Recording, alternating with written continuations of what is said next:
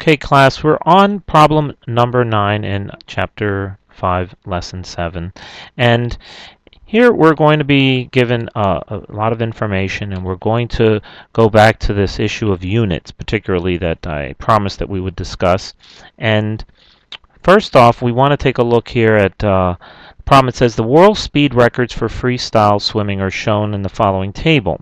Now we have various distances and various times. And just to note that these distances and times are independent of one another, let's just say, because these are just simply world records. So we have the 100, the 200, the 400, and the 800 meter, and then we have what were the world records at that particular time. So I have drawn that over here on our board. We have distance, we have time, and we're now to find the average speed in letter A. We're to find the average speed actually in each of these, and we're being asked different questions here, and you're going to notice the difference to each question is particularly has to do with the unit of measurement. So if we see here in letter A, we're told to find the average speed for each distance in meters per second. Okay, and we're to round each answer to the nearest hundredth. So that's the precision that they would like us to have. Now in B, we're to find the average speed for the 100 meters in per minute measurement, and we're also to find the average speed for the 100 meters per hour. So we have at least three different measurements in time. We have seconds, and we have minutes, and we have hours. And then lastly in D, we're to find the average speed for the 100 meters in kilometers per hour. And they just give us a note here that 1 kilometer is equal to 100 or 1,000 meters. So here we're really just working with units of measure. Particularly we're going to understand that we have distance is equal to rate times time, and we do have in some cases here two types of units that we need to now convert into one type of unit or one unit of measurement. And we can see that here where we have 1 minute and 50 seconds, we have 3 minutes and 52 seconds, and we have 8 minutes and 2 seconds. So now the first one is quite simple because it's in meters and it's in seconds. Now the first thing I would do is just let's change our formula here. Actually, knowing what we know about equations, we know that we can change this to get the rate, because what we're after here is the rate, right? So what is rate equal to? Well, if we divide each of these two sides of this equation by t, we would see that you can cancel out the t there, and we would just simply have r is equal to the distance divided by the time. Now we have distance and we have time, so we can simply take the numbers to the left and divide it by the numbers to the right. Again, just with one caveat here that we know that these three values are not in seconds and we need to convert them. So the first one, we would take 100 meters and we would divide that by 49 seconds. So we have 100 meters divided by 49 seconds, and that would give us a result of 200, or excuse me, I'm sorry, pulling over my next page, 2.04. So 2.04 meters per second. Now notice how I write this meters per second. You can write that as meters per second, okay? But you'll love to use abbreviations, and over time you'll see that there are some standards as to what measurements can be abbreviated, and M is typically the abbreviation for meters, and S per seconds, particularly in these distance and rate. So and you can say meters per second is simply M over S. Well, why would we say that? Well, let's go back over here. D is distance, right? And that's meters divided by T over seconds, so M divided by S. So really that's what we're saying up here. So we can say 2.04 M meters divided by seconds or per second. So if you look at miles per hour, you see MPH. It's just an abbreviation, but really you could put M divided by H, miles per every hour. But again, now you might say, well, we're using the m here, and that's for miles. But again, we're just working within the problems that we're using, and we can pretty much use any abbreviation we want for anything, but there are standards by which we will use them scientifically as you start applying math in your I guess in your science worlds, as you start going into chemistry and particularly physics. Now, let's take a look over here. We have 1 minute and 50 seconds. And for us to determine how many seconds, we know that there are 60 seconds in a minute. So we would simply add 60, right? And that would give us 110. So we would then end up with, I'm going to slide down here and put 200 divided by 110. So that's 200 meters divided by 110 seconds. And when we do that math, we would yield 1.82 meters per second. Now, the thing you might notice is that this is a little bit slower. And just think, if you were swimming for 100 meters, it's like a sprint. But as you go further and further in distance, you tend to slow down. So this is a good sign. It's in fractional value. It's not really a big number, but you do see a slight decline in speed. Now let's go to our next problem. We have 3 minutes and 52 seconds. So 3 times 60 would give us 180 seconds. So there's 180 seconds here, and we're going to add the 52. So it's nice to show your work. I'm doing it here. I'm limited in space. You probably have a lot more room on your paper, but it's good to show your work, because if you run into a problem somewhere, you can always go back and just say, oh, look at this. I did not add this wrong. I did not add this right, let's say. I added it wrong. But in this case, we added it right, so we did not add it wrong. We need to double check sometimes our information when something just pops up. And let me give you an example of that. We're going to put here 400 divided by 232. Okay, and again, those are meters divided by seconds. And our answer, this would yield 1.72 meters per second. Now let's just say, for instance, I did something wrong here, and ended up with a number that gave me a higher number, and let's say it would have been 3.72 meters per second. Say, whoa, how could we go a slower distance here, and all of a sudden this world record? Well, individually, the individual could have been that fast, but we certainly wouldn't think that as you go longer distances that your speed would increase. You tend to slow down the body, and if a person could do this in this speed, I can't imagine how great they did this one. But so let's just know that we double check our information sometimes in our brain just by seeing the logic.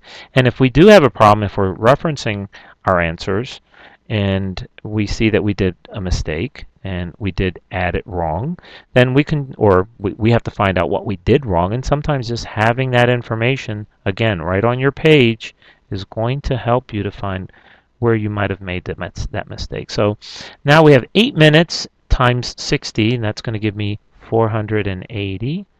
So I have 480, and that would be simply 482. So I have 800 meters,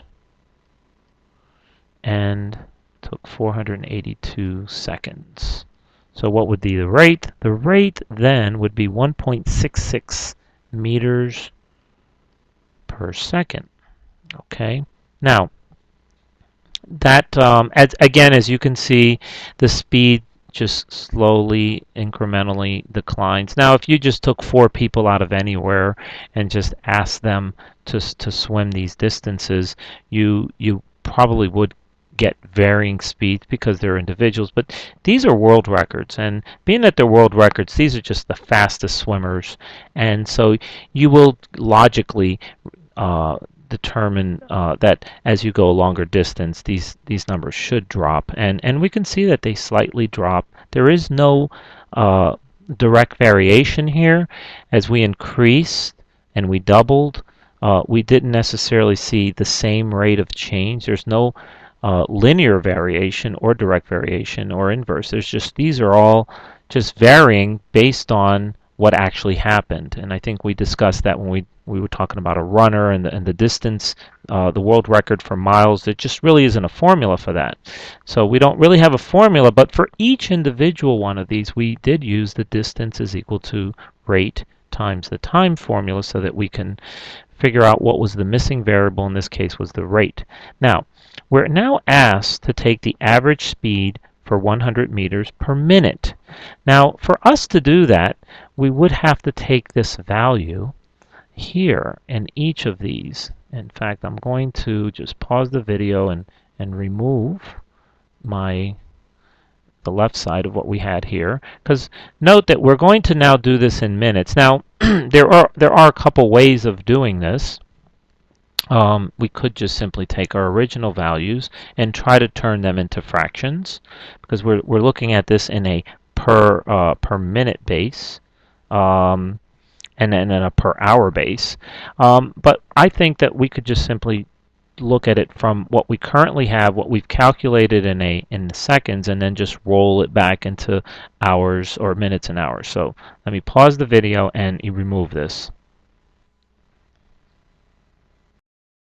Okay, I just removed the one column here of time, and we're going to take a look, and really we're only asked in letter B to look at the 100 meter. I am going to point it out to all of these. The question is, if we were to change this unit, how would we go about it? Well, we have 49 seconds, and so how many hours is that? Well, for us to determine minutes, we would divide 49 by 60. That's how many minutes it would take. So 49 divided by 60 would give us a number of, let's say, round it down, let's say 0.1815. That's how many minutes. 0.815. Not quite a whole minute. It's 0.8. Let's just think of 0.8, which is slightly more than 3/4, which would be 0.75. And if you take a look over here, 49 seconds in 1 minute, that makes a lot of sense, doesn't it? If it were 45 seconds, it would actually be 3/4 of a minute. So we're looking now at this measurement. It's 0.81 minutes. We would then divide that by 100 meters divided by minutes, M-I-N. Let me just put, because I can't use M and M. And our answer to this would then be 122, if we did the math, 122.45 meters per minute. Okay, so I would have to write that meters per min, let's just say, or you can just write out meters per minute. So we were able to then determine the rate by converting the time into minutes, and the minute you could see was 49 seconds converted into minutes became 0.85 minutes. Now our next question is asking per hour, so we would then do, well, how many minutes are there per hour? Well, there are 60, so we would then take let's say our 8.15 and divide that. Actually, this number would be closer to 8.17. I'm using a calculator right now. It's 0.8166666667. So really, this is actually 8.17. So, but I'm using that decimal right now, 8.17, and we're going to divide that by 60 again to determine how many hours this is. And dividing that by 60, we would just take, and that would give us a 0.136. So I have 0.0136, and then there's 111. So let's just say that this is our fraction. Okay, and remember, we're to give our answers, as they say, to the nearest hundred. It says round each answer. Well, they said that for A. I would say consistent to that. And what happens is we're going to have to take this number. Okay. Oh, sorry, excuse me. That's our number. That was our answer. We're going to take our meters up here, and bring that down. So 100 meters divided by 0.0136 hours, which is really representative of what 49 seconds is. 49 seconds is 0.0136 hours. It's just a small fraction of an hour. Okay, now we're able to do our math here, and when we do our math, we're going to see that the answer is 7,300. I'm sorry, I'm not able to write this correctly. I'm on the edge of my tablet, so let me just rewrite it. 7,346.94. So we kept our down to the 100th. And that is how many meters per hour. If we continued at this rate of 2.04 meters per second, how far would we travel? Well, we would travel at 7,346 meters in 1 hour. So that's the rate that's being now converted. And again, that would be meters per hour. Okay, like similar to miles per hour. And so now we have now done that. Now, I'm going to just pause for a minute so we can make some more room and do our next, our last problem, D. Okay, we're going to finish up D. It says, find the average speed for 100 meters in kilometers per hour. Now, we have meters per hour, and we have 7,346.94. So we need to convert meters over here to kilometers. Well, how many meters are there in a kilometer is 1,000. So we would have to divide by 1,000. And so that would be, for instance, if we had 1 meter, and we divided it by 1,000, a meter is equal to 1/1000th of a kilometer. And you know, kilo is the prefix that we use in our measurements to denote thousands. And if you go into your metric system, you have quite a few prefixes. You have centi and milli and kilo, and there's quite a few others. But here we have kilometers, so we would have to take our meters, which here would be 100. Now, if this is kilometers per hour, if we simply meters per hour, if we simply divided this actually by 1,000, that would give us the answer. Now I'm going to show you a little bit of the harder method. We would actually have to take, and I say the harder method is that we really should be looking at our 100 meters and write that by moving this into 1/1000th.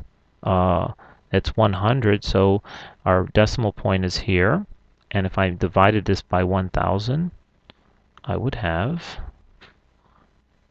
0. I would have to move this over 3 decimal points. I have 0.0. This is how many kilometers there are, or how many 100 kilometers, what does it represent in terms of kilometers? And again, I would just simply taken 100 and multiplied it by 1,000. And that would have given us this number. So now this is the distance of 100 meters. It's really 1/10th of a kilometer. Okay, because it's 0.1. We can drop these zeros. I just kept them there so that you can see where the 100 is hiding in here. But it's 1 kilometer is 1,000th, so 100, or excuse me, 1 meter is 1,000th of a kilometer. So 100 meters would be 1/10th of a kilometer. And then if I took that and divided this by the same hours, again, this is very in-depth. We're playing around on the deep end of the pool, so to speak, with these conversions to different units. And that would give me an answer of how many kilometers? That would be 7.3. Now, I'm really just going to get the same number up here when we do this math. And the number would go 7.34694. I'm going to round the 4 up to 5, and the answer would be 7.35 kilometers per hour. So again, this has been a vigorous exercise in units and how you handle units, conversion. There's really no one way of approaching it, and I took the approach of changing the 100 meters and then doing the math here. I could have done the same thing by just simply dividing this by 1,000. We don't really have enough room here to just show all of the math. But you should become familiar with these things, particularly you're going to be using them in your future sciences. So that's the end of chapter 7.